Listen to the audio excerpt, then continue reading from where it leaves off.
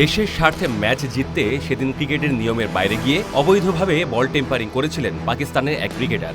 ক্রিকেটে ball tampering নতুন কিছু নয়। কেউ শিরীষ কাগজ ব্যবহার করেছেন, কেউ পকেটের জিনিসপত্র। কিন্তু একদিন ক্রিকেট বিশ্ব দেখেছিল একেবারেই ভিন্ন এক দৃশ্য। বল টেম্পারিং করতে গিয়ে সরাসরি বলেই কামড় বসিয়েছিলেন একজন অধিনায়ক। তিনি আর কেউ নন, পাকিস্তানি কিংবদন্তি অলরাউন্ডার শহীদ আফ্রিদি।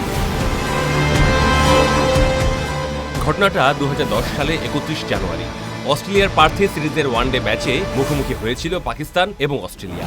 সিরিজে তখন একেবারেই ব্যাকফুটে পাকিস্তান। প্রথম 4 ম্যাচ হেরে বসেছে তারা। সেই ম্যাচে অধিনায়কত্ব করছিলেন আফ্রিদি, কারণ নিয়মিত অধিনায়ক মোহাম্মদ ইউসুফ ছিলেন না দলে। ম্যাচের এক পর্যায়ে ফিল্ডিং করতে গিয়ে ক্যামেরায় ধরা পড়ে এক অবিশ্বাস্য দৃশ্য। বল হাতে নিয়ে দাঁতে কামড় বসাচ্ছেন আফ্রিদি। একবার নয়, কয়েকবার। উদ্দেশ্য ছিল পরিষ্কার, বলের আকৃতির সামান্য পরিবর্তন করে সুইং আদায় করা। ঘটনাটা সরাসরি সম্প্রচার হচ্ছিল টেলিভিশনে। রিপ্লে দেখেই বিষয়টি নিশ্চিত হন টিভি আম্পায়ার এবং মাঠের আম্পায়ারদের জানানো হয়।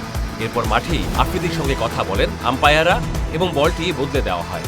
ঘটনার পর পাকিস্তান ম্যাচটি হারে মাত্র 2 উইকেটে। আর সিরিজে হোয়াইট বসার লজ্জাও সঙ্গী হয় তাদের। তখন পাকিস্তান দলে কোচ ছিলেন ইন্তিখাব আলম।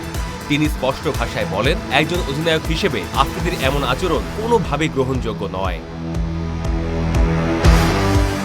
পরে অবশ্য প্রকাশ্যে ক্ষমাও চান আফ্রিদি। তিনি বলেন, তিনি শুধু বোলারদের সাহায্য করতে চেয়েছিলেন এবং ম্যাচটি জিততে চেয়েছিলেন। তবে এটাও দাবি করেন, বিশ্ব ক্রিকেটে কম বেশি অনেক দলই বল টেম্পারিং করে থাকে। এই ঘটনার 1 বছরেরও কম সময় আগে আফ্রিদি পাকিস্তানকে টি-20 বিশ্বকাপ জিতিয়েছিলেন।